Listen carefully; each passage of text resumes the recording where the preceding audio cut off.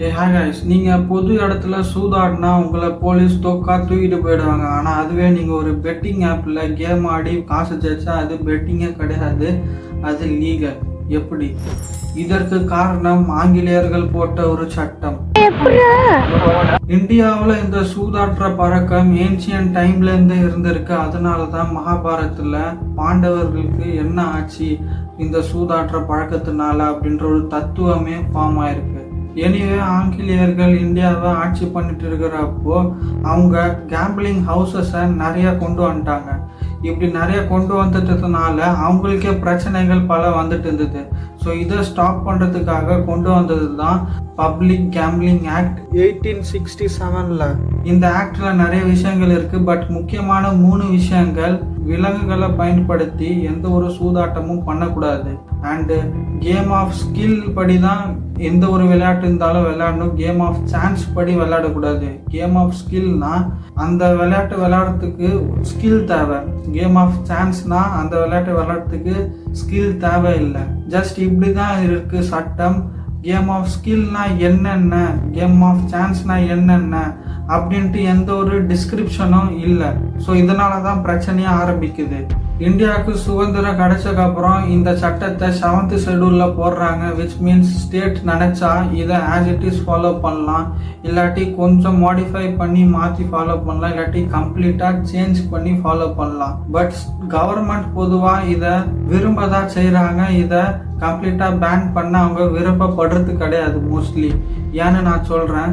இன்டர்நெட்டில் இந்த மாதிரி ஆப்ஸ்கெல்லாம் வரதுக்கு முன்னாடி நம்ம நார்மலாக ப்ளே பண்ணக்கூடிய செஸ், கேரம் இல்லாட்டி ஏதோ ஒரு பசல்ஸை சால்வ் பண்ணுற மாதிரி கேம்ஸை கண்டக்ட் பண்ணி அதில் கேம்பிளிங்கை பண்ணிட்டு இருந்தாங்க.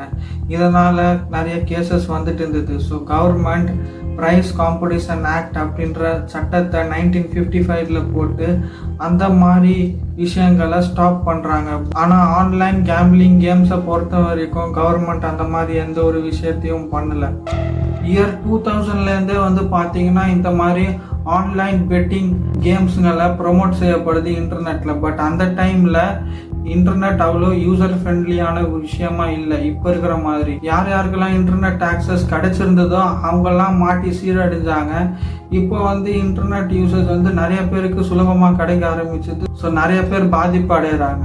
அந்த டைம்லேயே வந்து பார்த்தீங்கன்னா கோர்ட்டில் ஏதாச்சும் ஒரு கேஸ் போச்சுன்னா இந்த கேம் வந்து பார்த்தீங்கன்னா ஸ்கில் பேஸ்டான ஒரு கேம், சான்ஸ் பேஸ்டில் இல்லைன்னு சொல்லி கேஸ்லேருந்து நழுவி வருவாங்க.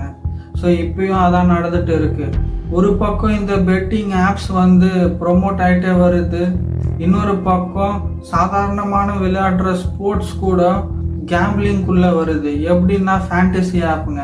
ஃபேண்டசி ஆப்ஸுங்க தான் பெட்டிங் ஆப்ஸோட ரொம்ப அதிகமாக காசு ஏர்ன் பண்ணுறாங்க.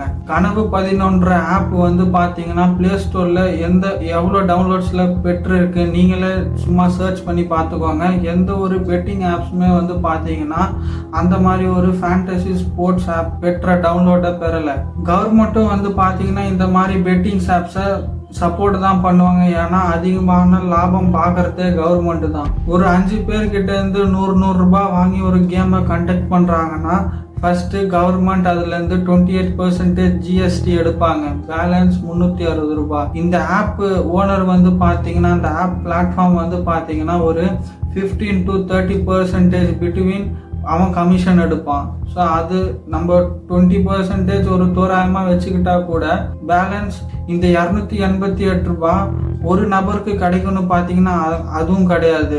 கவர்மெண்ட் அகெயின் அந்த வின்னான பர்சன் கிட்டேருந்து டேக்ஸ் எடுப்பாங்க. ஸோ அந்த டேக்ஸ் ஒரு 30% போனால் மிச்சம் இருக்கிறது 101 ரூபாய்.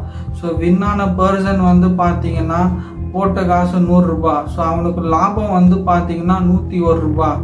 மற்ற யாருக்குமே வந்து பார்த்தீங்கன்னா லாபம் கிடையாது, அந்த வின்னான ஒரு பர்சனுக்கு மட்டும்தான்.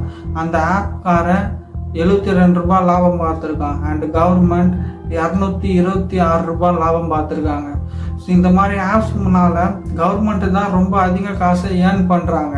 இந்த மாதிரி ஆப்ஸ்ங்க பிரம்மாண்டமா காமிக்கிறாங்க. நீங்க 1 கோடி ரூபாய் ஜெயிக்கலாம், எஸ்யூவி கார் ஜெயிக்கலாம், பைக் ஜெயிக்கலாம், அது ஜெயிக்கலாம், இது ஜெயிக்கலாம். ரொம்ப சிம்பிளான கேம் மாதிரி social media influencer, actor, sports man, politician எல்லாருமே வந்து பார்த்தீங்கன்னா இந்த மாதிரி ஆப்ஸை ப்ரொமோட் பண்றாங்க. அண்ட் இந்த மாதிரி ஆப்ஸும் நல்லா டெக்கரேட்டிவா நீங்களும் ஜெயிக்கலாம்னு காமிச்சு லாஸ்டா சொல்றாங்க இந்த விளையாட்டு பழக்கத்தை உண்டாக்கும், பண இழப்பை உண்டாக்கும், கவனத்தோடு விளையாடுங்க. நல்லா பிரம்மாண்டமா காமிச்சு லாஸ்ட்ல அப்படின்னு சொன்னா அதை கேட்பாங்களா இல்ல சும்மா ஒரு தடவை விளையாண்டு பார்ப்போன்னு விளையாண்டு வாங்கினான்ட்டு எனக்கு தெரியல, நீங்களே சொல்லுங்க.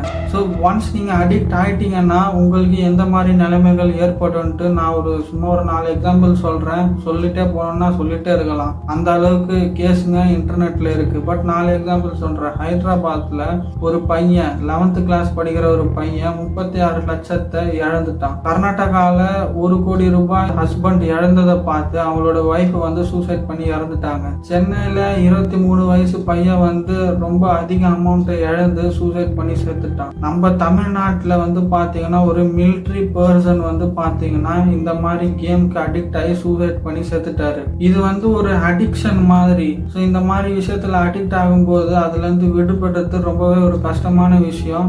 இந்த மாதிரி கேம்களுக்கு அடிக்ட் ஆகும்போது மூளையும் பாதிப்படையும். ஸோ உங்கள் முன்னாடி இந்த மாதிரி கேம் வந்தால் ஜஸ்ட் அதை ஸ்கிப் பண்ணி விட்டு அது என்னன்னு கூட பார்க்க தேவையில்ல, ஸ்கிப் பண்ணி விட்டு நெக்ஸ்ட் வீடியோ போங்க.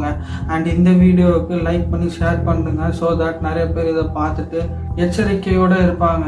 இன்னொரு வீடியோவில் பார்க்கலாம். பாய்.